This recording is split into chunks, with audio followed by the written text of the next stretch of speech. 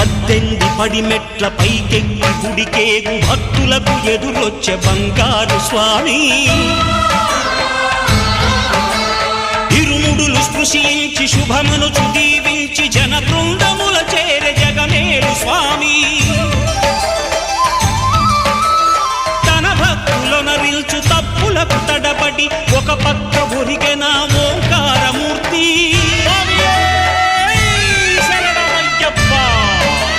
స్వాములందరూ తనకు సాయము కాగా ధీమంతుడై లేచే ఆ కన్య స్వామి పట్టబంధము వీడి భక్తతతికై